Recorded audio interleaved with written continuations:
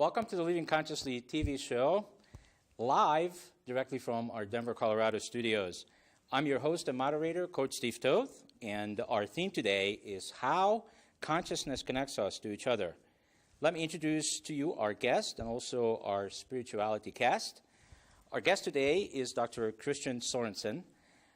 He is a spiritual leader, and he's joining us from San Diego, California. Welcome to the show. Thank you. Looking forward to it. Awesome.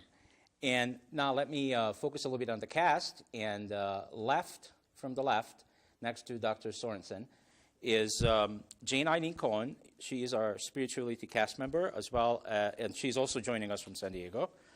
And Hi. Welcome to the show. Thank you. And next to Jane Eileen is Jamie Lerner. She is our self-growth, also our spirituality cast member, and she's joining us from Chicago. Welcome to the show. Thank you. And to the right of Jamie is Alicia Kramer. She's our self-growth and also our spirituality cast member, and she's joining us from Wisconsin. Welcome to the show. Thank you. All right, awesome. So here is how the show will go today. So we're going to have 4 segments. Our first segment, we'll just talk a little bit about, for the benefit of our first-time viewers, about what is the Living Consciously show is all about. And then in the second segment, we'll talk about what are the issues and problems with being disconnected and also not being connected within consciousness, and maybe even talk about mass consciousness. And then in our next segment, our third segment, we'll talk about what are the tools and also different modalities that the cast members and also our guests have used in the past that has worked to help people, to assist people connecting consciousness and connecting each other, connecting us together. Also, in the last segment, we will, if we have time, after this incredible subject, if we have time, we will entertain some call-ins and get a view from our viewers and see what questions they have for our cast members and our guest. So let's begin, and I also always start with a leading question. And my leading question is so long today, Doc, that I'm going to have to read it. I couldn't memorize it. So here's my leading question. Does individualism reach a point of critical mass whereby group consciousness takes on an awareness of its own, an awareness that behaves of its own will, independent of the singular mind that form it? I think one of the very strong examples of that supports that concept of the idea operating independent of the individual is the 100th monkey concept, where when the monkeys were washing their potatoes, and some here, some there, and all of a sudden when the so-called 100th one washed his potato before eating it, across all the different islands, there was a shift in their behavior pattern, which says that there's something in that field that connects us all. And I believe that it's going on within that group consciousness, or the collective consciousness at that level. I would think also in the human consciousness, there's something that unites us within this field. Yes, I certainly agree with that. And do you feel that we as human beings have a choice of the type of consciousness that we are connected with? And is there more than one type of consciousness? Well, are you asking Dr. Sorensen or Christian or anybody? Or It's an interactive show. Anybody can speak. All right. I think that when you're talking about group consciousness, you may be talking about a paradigm of reality, a particular paradigm of reality that people are living in at that particular point in time. I don't know if that's along the lines of what you're thinking of. And you could say when the 100th monkey learns the activity, and enough people, enough souls, or however you want to call it, individuals around it, get the idea that this is the reality. And then they start basing their what they do around the structure of that reality. Okay. Well, all right, And- so let me put it a different way, maybe an easier way. Let's just take a look at what's going on in our outside reality right now in the world. What's going on in the U.S., all the things that are happening, the financial difficulties, the issues with our government, the issues with politics, all the things that are going on. How much individual human beings in this country, just a focus point, how much of this that's going on out there are we individually responsible for? Dr. Sorensen? Well, I feel your question and your previous question as well as this is how independent of it can be. Well, I'm from San Diego. I love the ocean and a surfer. One of the things I come to experience are the waves. And so in consciousness, sometimes we talk about a collective wave building up. And in surfing, if you're in front of a wave, you get sucked into that wave. That's the way it works. It sucks all the water into it. And if you're operating within humanity or within society, you get sucked into this collective wave. But within surfing, you can dive down deeper than that suction or that collective energy or that collective sweep. It's called duck diving in surfing. And in consciousness, what one has to do when society is going towards fear, or is going towards lack, or going towards constriction, when there is the headlines and we're operating within the tabloid consciousness, and there's this prevalent sense of concern and fear operating in the headlines, then what you get to do is choose to operate independently of what is going on in the world, and that is where choice comes in. That is where it's done unto you as you believe, and if you don't choose to exercise your belief, you get what's going on in the collective. And so, yes, you can align yourself with a very positive, affirmative collective, or without choosing, you get swept up into the wave of what is going on, whether it's good or otherwise. And so I believe you can act independently of what's going on in the world, where nobody's selling their house. How can somebody down the street sell their house for more than those who can't sell it for? I believe that's a result of consciousness. And as you choose to connect through consciousness, you get to choose to connect into a line, which that is an affirmative approach to walking in life, as opposed to giving your power away and being stuck in what's left over, the reactionary kind of mode. Mm-hmm. Yeah, I agree. So do you feel that for most people, we would have to have an open mind in terms of being awake and being conscious to do what you're referring to? Otherwise, everything is pretty much on an automatic pilot, isn't it? Pretty much what? On an automatic pilot.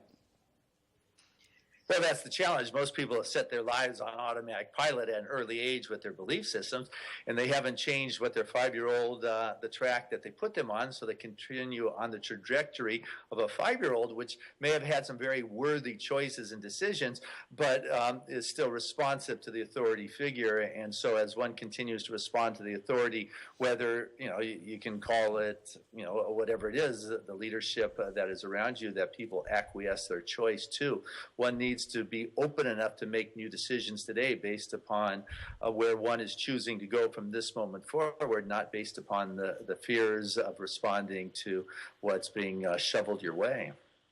I think there's another factor involved And as I think well. there is a shift right now too. Right, exactly. Sorry. That's what I was referring to, really. In that there are other factors that sort of prod us. Things are happening on a larger level that is making the status quo not easy to maintain. So in other words, when a person gets, you could say, hit by 2x4 from left field, they realize what they're doing isn't working. And so they become perhaps open, or at least they have an opportunity to be open to another way of looking at things or another path to take. And you could say all these huge things that are happening with the economy and with terrorists, with the global warming and all these different things happening, is a big shove from the universe saying, hey guys, this isn't working. You keep going down this path and it's going to go south. And people are realizing that's not working. They don't get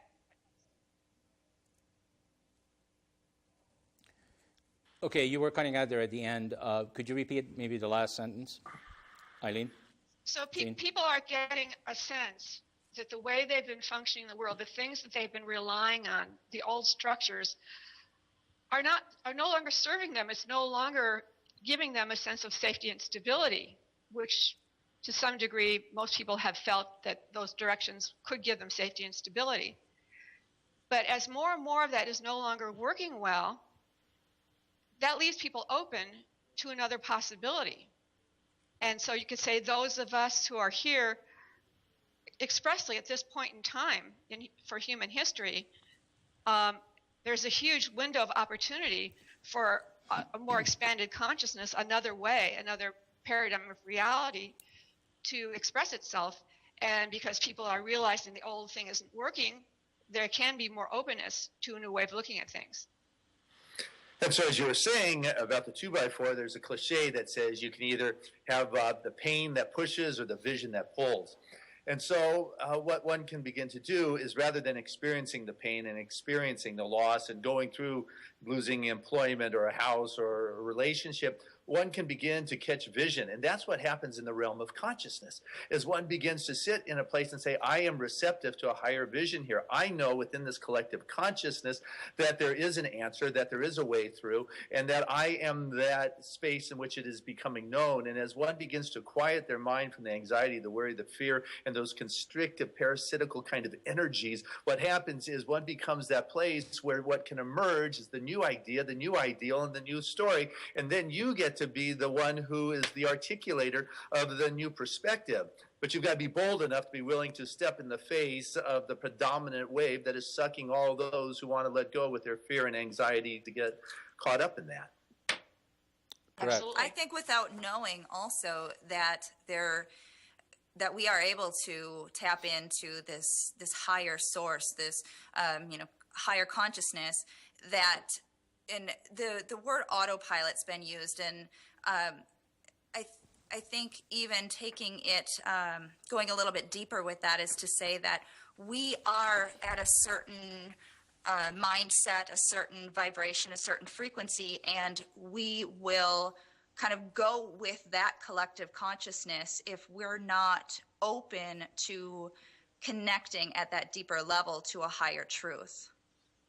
So we could either be positive in our approach to life, or we could be negative, or anywhere in between, depending on what our focus is and where our energy is.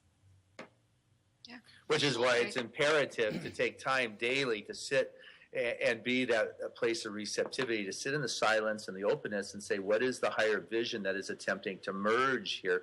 What does it feel like? What are the qualities? What is seeking to merge itself to replace the challenging ways of being? Okay. Doc, we really want to focus on, or Christian, we really want to focus on the issues and the problems with all of this consciousness business before we get into the solutions and the modalities, because what most people, I believe, understand is what I feel that for hundreds of years, what we had out there in the world is confusion, deception, manipulation, fear, and force. And this is what everybody is used to. This is what most people are consuming actually moment to moment, minute to minute, hour to hour, day to day. And it goes on. It's been going on for hundreds of years. If we don't believe that's true, all we have to do is turn on the television. Do you agree? Why are you saying we're victims of that? I am saying that if the people that are the type that are conforming, so let me put it a different way. Okay, so I grew up in a communist country, okay? Everybody in that communist country has conformed to what the quote-unquote communists decided how life should be. Now, that's a consciousness. That has become a society. It has become a group consciousness, and people bought into it. Does this make sense? Christian? That's pretty much what I was referring to, is that there are group consciousnesses within our collective consciousness. Obviously, there is more truth in higher consciousness than in the lower collective bodies of consciousness. But it is easy, I think, for a lot of people who haven't had a spiritual experience or been taught for lack of a better term, how to connect with that higher truth. We're just going with the flow until we learn different. So why is it? So my question is, because we're still kind of exploring the issues and problems, why is it that in America, for example, it's more important to people the size of their television than even watch a show like this? Why is that? Like Well, that's the a lot bigger of your our television, conditioning. where did that come from? I think where it came from is the size of the television or anything that's for status, or basically it's a symbol of receiving something that matters to you because of having given up on getting the real thing. And much of people's experience of reality is based on that.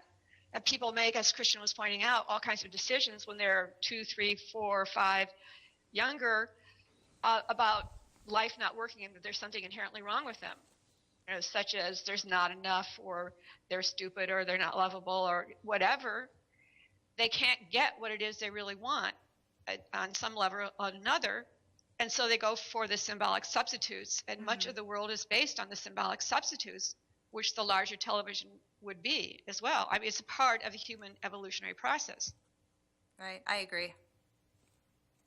Okay. Christian, what would you like to add to that, or anything that you would like to say to that? Because I used to live in San Diego, by the way. It's a beautiful place, and I love this country, and I love that it makes everything possible. And I used to have the big Beamer. I used to have the big house. I used to live next to the ocean, and ultimately it did not make me happy, and it did not create the joy for me that I was always looking for.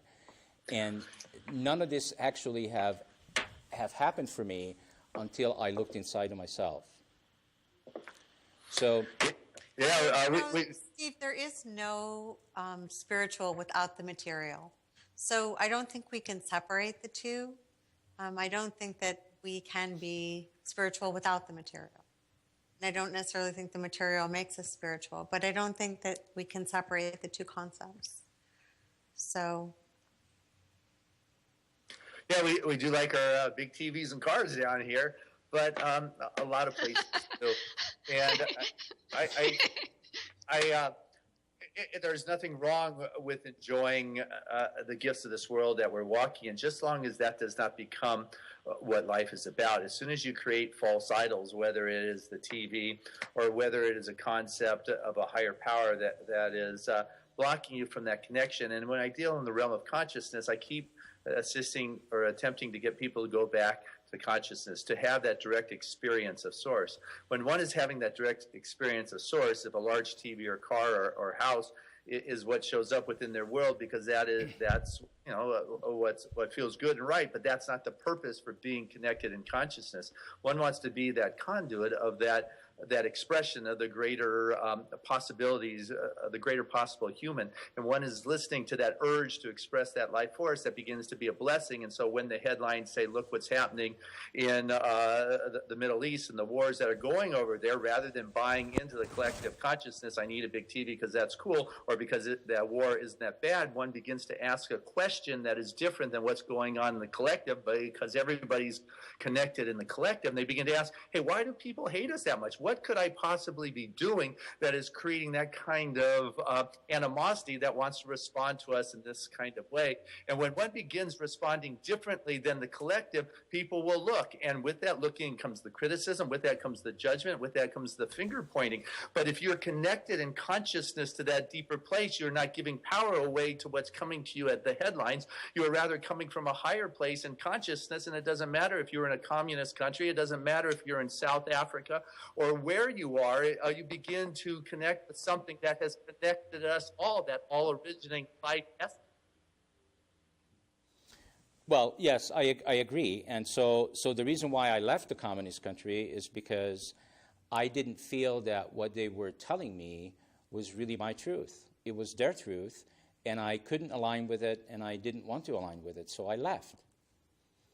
But I think Go ahead. That's beautiful. That's a living example of what we're talking with. Here's an individual, you, Coach, who didn't give their power away to the collective consciousness. You knew that there was more, and that is a great example to those that are caught in communities and societies that is so entrapping that people begin to behave in the acceptable manner rather than question it. And what you did is step away from that and say, you know what, there's a greater possible way of being, and that's beautiful.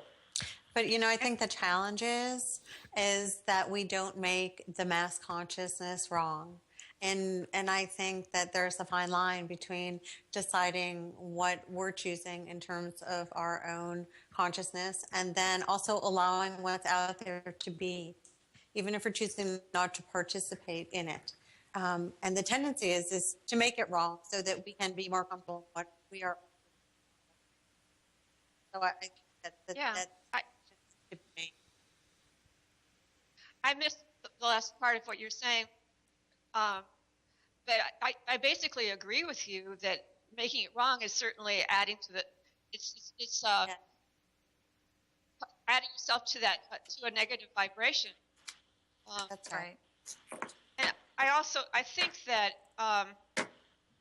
the possibility of coming into one's individual environment seems to be evolving forward at a rapid rate right now in human history. Around the world, the younger people are beginning to see, the whole communication, the Facebook and internet. And, absolutely.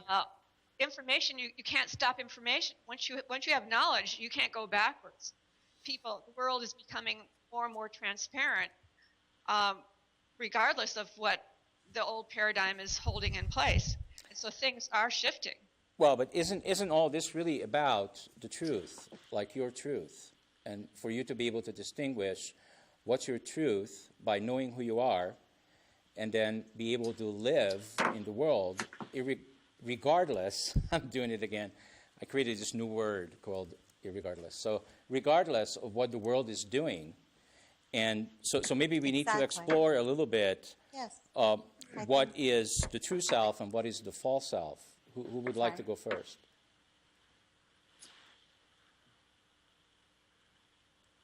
And don't everybody go all at once. No, but I think that that's very important. I do, because I think, once again, when we are connected to ourselves and we are knowing what is feeling right for us, that we are also allowing others to do what feels right for them.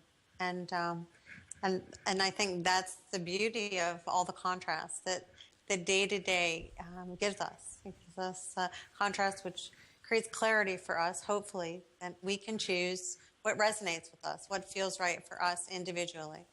Right, and the more we align with what is right and true for us, we are holding the space for others to do the same. When we start to judge people as being lower consciousness or whatever label we want to put on them, we're projecting out, and we covered this before, but we're projecting out that negative energy. Absolutely. That makes us a hypocrite. Well, so, it certainly is contributing to the negative right, consciousness. Exactly. So our choice is really to honor ourselves and to be our authentic self to the best of our ability, and it certainly is a process. It's you don't just wake up one day and have taken a quantum leap to enlightenment. At least not most of us, I don't think. But then not to underestimate the power of just you raising your own vibration, because that tremendously contributes to mass consciousness in a way that I think is very powerful. I agree. Yes, and I think Christian was talking about early in the show, he didn't call it the false self, but I think that's what he was referring to. So I think when we're talking about all the stuff that we are exposed to from a very young age, and we buy it, as I say it, hook, line, and sinker, and it becomes our worldview then of what everybody told us, how life is and how life should be. And that's when I'm talking about conforming. A lot of people, and I caught myself in that as well, that I conformed and what everybody else was doing, and I live my life completely differently today. I live my life based on, I searched inside and found out who I really am, and that's how I live my life. It's not about what somebody tells me, how they think life is for them, that I'm going to live my life by. And what's interesting about that, or one of the things anyway, is that when you have that concept of what life is about, you begin to get validation for that. You begin to see that which supports that level of belief or that level of thinking. And so if you think life is rough, then what happens is you get the validation, evidence that supports life is rough. If you think life is loving and kind and people are nice, then you tend to get the evidence that substantiates that level of thinking. And so where the work comes in is that when something doesn't feel good in one's world, that you begin to say, what is it that I need to change in my consciousness so I can begin to attract into my experience that which is more loving, kind, and generous. And then I become a contributor to the collective consciousness that this world is a friendly place and that it is kind. Yes, Yeah. that's fantastic. Yeah. Yes, absolutely. So it's really time to switch. We can now look at our past experiences and tools, and maybe different modalities that we have used in the past. Every one of the cast members, as well as Christian, that maybe we can share with our viewers that helped people becoming conscious and to understand that we're all one and we're all connected and we are all part of a mass consciousness. So what have you used before? I'd love to expand upon what Christian said pertaining to our preconditioned beliefs and how when we can be honest with ourselves about how it makes us feel, when we find ourselves in a situation where we're feeling bad, it oftentimes is directly tied to a previously held, previously conditioned belief that, as you referred to it, Steve, as our false self. And to me, all that means is that it doesn't feel good, and therefore it's probably not what's right and best and good for us. But that is our opportunity then to address that old conditioning and to change our belief system like you did, and all of us probably have throughout our lives, to get to a more empowered place. Awesome. The other thing, too, I think, is to understand that it's not our job to change anybody. So when we are feeling that discomfort, the question is always about what we're needing to do for ourselves, about ourselves, to feel better about wherever we are and where we're going. Whereas the tendency sometimes is to try to figure out how we can change someone else so that we can feel better. And I just don't think that that's our job or our place to change anybody else. That, everyone gets to be where they are and who they are. And we need to figure that out for ourselves. Well, we can influence people. I mean, that's what this show is all about, is to influence right, people. And the best way to influence somebody, though, is to be in your connected space of love and life. And, that is a tremendous influence. So, that vibrational frequency is so tremendously high. And I think really is one of the greatest ways that we can contribute to another. Yes, yes, and yes. But have we all noticed that there are no shows like this on commercial television? Well, you can either influence with light or you can influence with the darkness. And I'm not saying that every conventional type of show out there is dark or evil or bad or anything like that. However, when we are in a state of being a higher vibrational version of ourselves, we are allowing our influence to be positive. It's going to be the other person's choice whether or not they're going to receive that and how they're going to receive that. And if you've noticed, conventional television it is slipping. It's no longer drawing necessarily the big dollars from the advertisers because they can't direct everybody to a particular TV show at a particular time. The options have grown, and so what you're up to, Coach, is stepping into the new field that hasn't fully blossomed, but it would be television 60 years ago when there was an immense amount of available airtime and people could get on. Well, this is what's happening. You're pioneering the whole new media, and you're on that leading cutting edge of what's possible and delivering an option. It is more about specifics that people are looking for. And if you're talking about the new generation that is walking this planet, they don't watch the conventional television any longer. What they do is they go for tuning into the specific pieces that are important to them. There's a whole new gene, it seems like, in their ability to search. And as we Google and find information written out, the new generation is able to Google the YouTube and the visuals for the information they want. They know how to do that and find it instantly. And if someone is looking for an affirmative approach to life, they're going to tune into your show. They maybe have missed it live in Denver, but you know what? It's being podcast afterwards, and Absolutely. they will find it. Yeah. Yes, That's so and- true. yes, I agree. And so we watched the revolution that we mentioned earlier about what has taken place with technology and Occupy Here, and the person of the year are the demonstrators because of the technology that has been put in place. People are getting not what the media is telling them they have to watch, but the options now are out there. And thanks to Teilhard de Chardin coined the frame of noosphere, how we're all globally connected thanks to the government and the technology and the satellites. We're Yeah. now able to do this live streaming.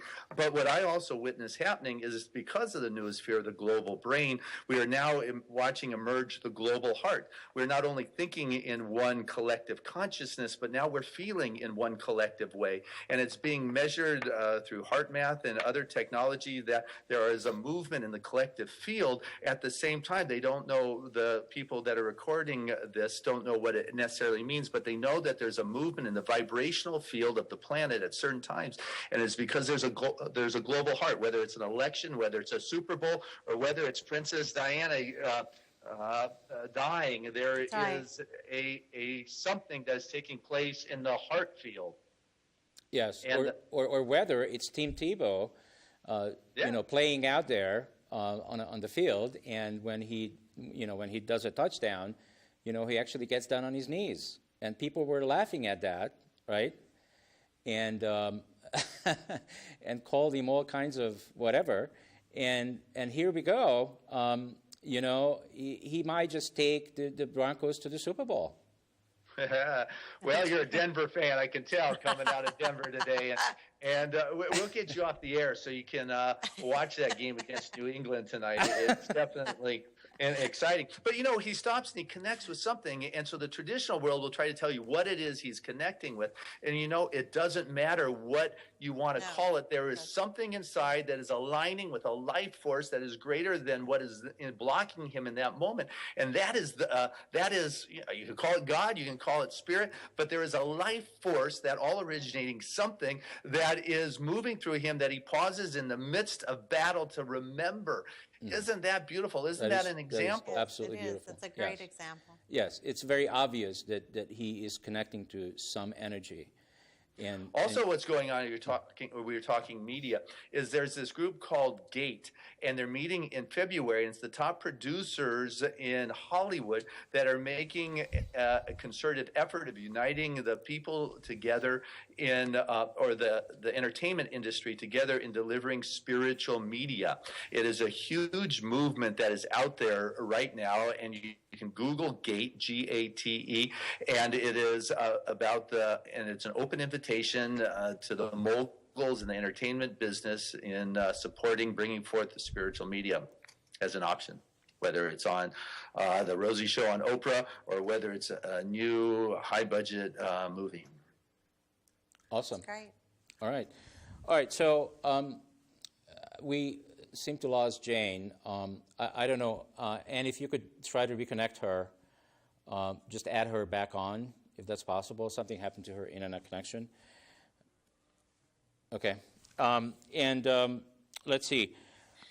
Well, some of the modalities that I've used in my coaching practice, which I've been doing for a long time, like 30 plus years, but some of the things that I've used that helped with all of this, of course, is doing what I believe is the first thing everybody pretty much has to do, and that is to maybe take a look at some of our core issues, the things that are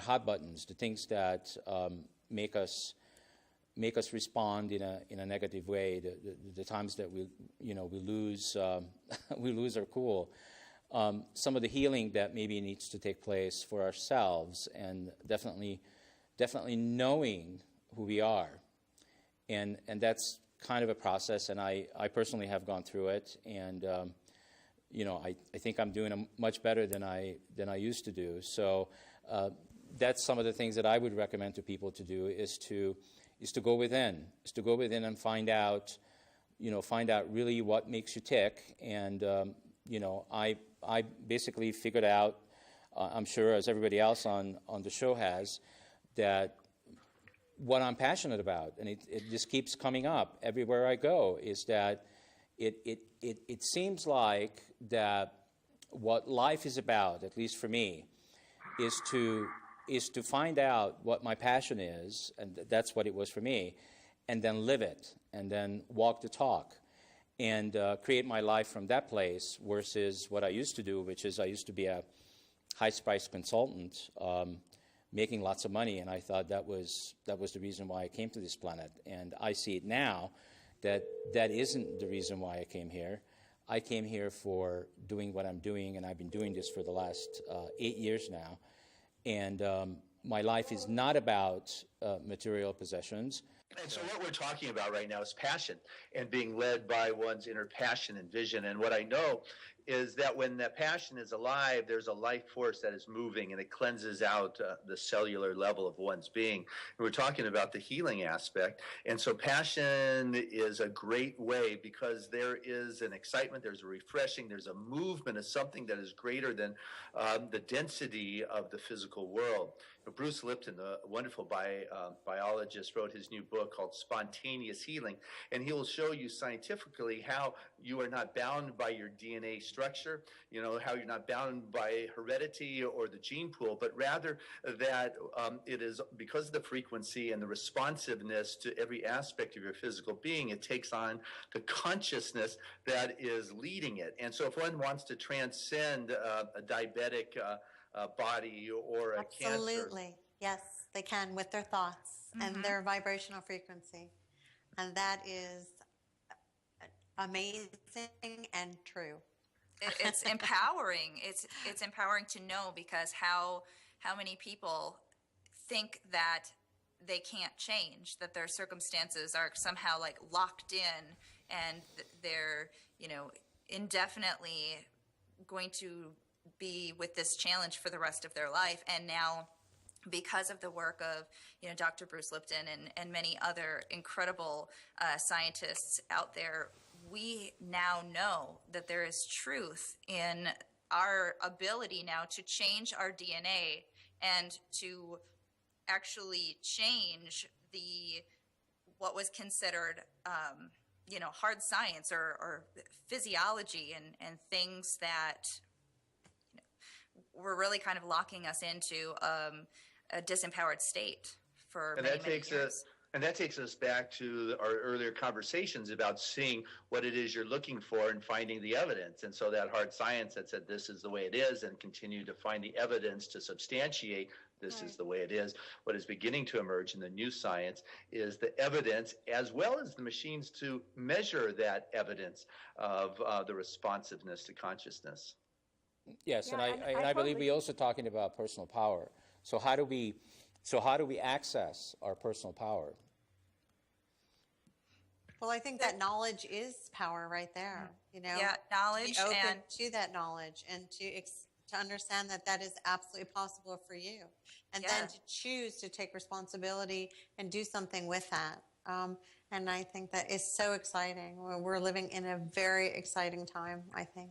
Okay, so I'm going to share this with I want to share this with the viewers. So for me, personal power is and the reason I want to share it because I use this myself, and it's not a secret. Because everybody likes to talk about secrets, there are no secrets. There's only things that you may not know because you haven't heard it yet. But so personal power for me is our ability to see the world. Like right now, we're doing this show live. We're having, and maybe we were uncomfortable a little bit before because this is a reality show and things can happen and things are not scripted. And we lost Jane Eileen, and she's probably upset. And she came into the show, and things got a little bit uncomfortable. I think most of us, I felt it. I think most of us have felt the uncomfortableness of that.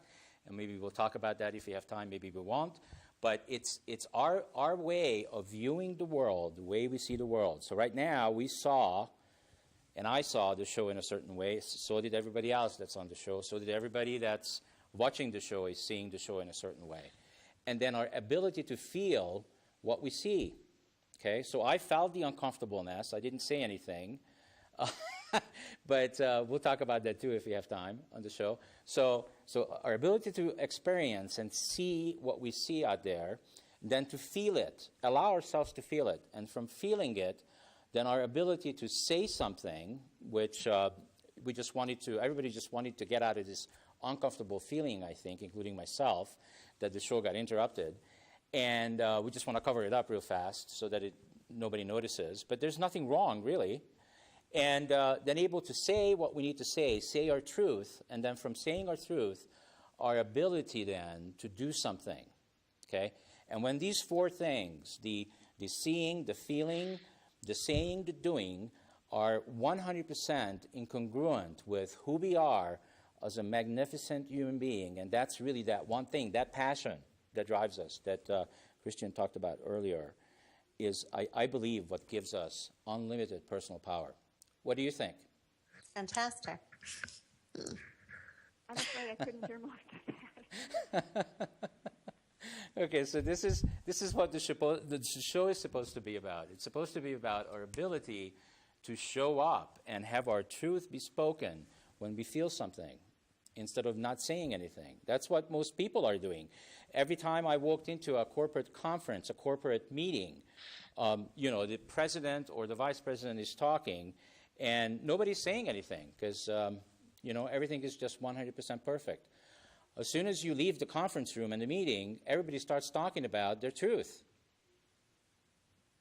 What is that about, Christian?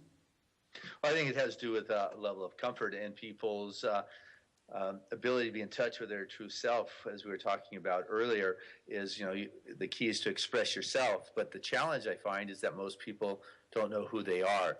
And so in attempting to fit the role or the model or the approval of your CEO or chairman, people are not able to be in touch with who they are. But what's interesting about the new generation is that pretense is not as prevalent. I mean, of course, there's so many who trying to win the approval, but what I'm finding is a greater level of honesty among individuals that are in this world. I mean, there's a whole new epidemic on the planet of children that are on the autistic spectrum. And what is amazing about these individuals is they are not operating in a responsiveness to appropriate behavior of this world. They are in touch with a finer vibration and frequency that is more honest. They read a room instantly. They speak what it is. They take things literally. And it is just a reminder for those that are around bodhisattvas like that, you know what, I'm not in touch with my true self because I'm trying to behave appropriately within a board meeting. Yeah, and what you're describing as the new generation, that is the world that I want to live in. That is the world that I would be the happiest in, when people can speak their truth and they're not pretending. And that new generation is not necessarily age. It is those that are choosing to be in the new world, in the new consciousness that is prevalent, that is emerging. There's many different levels in this world in which we're living in. We talked about different levels of consciousness within the same societal structure. And so you have those that are operating at an avatar level and those that are operating at a very low level. You have, the different memes that are out there, Don Beck's different levels of consciousness. You have, just the different levels in which individuals operate in the same school. And so in the school, just because those are operating at a lower grade, they're not wrong. It's just that's the level in which they're operating. And it's sometimes even difficult to understand why are those operating at a survival level when you recognize I'm living in an abundant universe, but yet that is what's coming back to you because that is what you see when others are just operating at survival. And so when they're in a board setting and they know what is expected and appropriate behavior, they're coming through that model as opposed to the authentic self that is really what is asked to show up. Although I think that we can certainly be in our truth and live what makes sense for us and not need to speak about it at all. I mean, I agree. And I think it's important that we recognize what is right for us because Yes. that is part of being conscious. Like Steve, you felt it was your truth to speak about us feeling uncomfortable, and I personally didn't feel uncomfortable. So that's me speaking my truth from my lens of reality and for where I'm at. So it's important too that we do not categorize ourselves and box ourselves into consciousness either. Yes. Right. Well, I think that's right. admitted that I felt uncomfortable because I've asked the cast before many times not to discuss technical problems, make it seamless. But here we were discussing technical problems. So that's just me, my truth. So, I think that we can also lead without preaching, and we can also lead without, necessarily influencing others with words. And once again, I go back to the vibration that we're living as being such a major contribution, moment to moment, to the mass consciousness. So absolutely. a lot can be said and done through just the feeling and the being of being part of any given situation. Absolutely. Yeah, absolutely. I think the reason, We probably have that other room people for one feel caller. If uncomfortable somebody when wants to someone- call into the show right now, 720-222-0158. Again, 720-222-0158. And ask Christian or any of the cast members something about And the show. I'm in alignment with the concept that you don't need to preach or speak out. Every week I deliver a message or a talk, and in the back of the room every week is what we call a spiritual practitioner, and their sole responsibility for that hour is to hold consciousness. They don't speak, they don't say, they just sit there, and they go into that place, and they are a conduit for that life force to show up within our meeting space, into the collective space. And so they're not caught up, and they're not there to get, they're there to be a spot to allow that which needs to come forth in that moment to be present. That's lovely. That's Yeah, really it is wonderful. beautiful. It's And I agree really, that- really nice. that people standing in a different vibration is offering a choice where people haven't had the experience before. So there are some circumstance, or let's say sometimes it's that people don't know that there's another choice, and then there's sometimes when people are really caught up in a way of being that would look like less consciousness to someone else, but it's their soul's path that they're going through a particular experience for their soul's journey. So we can let that happen as well. Or we don't really have much choice, actually. Yeah, well, what I normally say is, I used to say that we had a choice. And what I say these days is, from my own experience, is the only choice I really have is to choose me, is to choose who I really am, connect to myself, connect to love, and connect to my spirit. And that way I can connect to everybody else with love. And that's the only choice I have, and I have about 1.1 second of every moment to make that choice. And if I don't, then I'm on automatic pilot. The choice is made for me. It's a byproduct. And sometimes that's okay. Yeah, You Yeah, know, yeah. sometimes that's okay. Everybody gives automatic pilot such a bad rap, but in reality, it's just our conditioning. And who's to say that all of our conditioning is necessarily bad? We can recondition ourselves in very positive ways, and part of our part of our more empowered conditioning is to automatically connect in with our higher truth. So that, I think, is good automatic pilot. And if your automatic pilot has as the undergirding and for the highest and best, that's a great spot to be. Exactly. And I think that's where a lot of us want to get to, is where our automatic conditioning, which is virtually running the majority of our thoughts, our feelings, and our behaviors, at least according to science, to have our conditioning be empowering and positive and conscious so that we can And live from that feeling higher good. state. Yes, absolutely. Yeah, not when we're not conforming, and not when we are speaking up and speaking our truth. When That's we're what? doing that, I think we're not in automatic pilot. Yeah, I agree that's, to me, it's like being in the flow or being connected to divine order or being really engaged in the real world. That's the goal from my point of view, is to be in that place where rather than organizing and limiting things according to the concepts that I've created since childhood, to transcend that and to engage in something deeper and more expanded, which is, I think, what Alicia's talking about. Yeah, once you start to clear away the limiting beliefs and all of those negative thoughts and feelings that you have about yourself, those disempowered beliefs, then you are operating from a higher truth and you are in the flow. When we're banging up against resistance, it oftentimes is nothing more than an old belief or an old, mental program that says you're not worthy or you're not deserving or you're not good enough, or something that limits us from our truth. Okay. Thank you very much. That's all the time, actually, that we have for today. Many thanks to our viewers, as well as our guest, Christian Sorensen, also our crew, Anne, behind the glass. Also, I want to remind everybody to remember to go to our website at livingconsciously.tv and interact with the cast and myself and the guests. And don't forget to vote. The more you vote, the more the show is being played on channel 56, 57, and 219. Thank you very much, and I'll see you guys all back next week, same time, same place, live out of Denver, Colorado. I love you all. Thank you. Bye. That was fun. Bye-bye.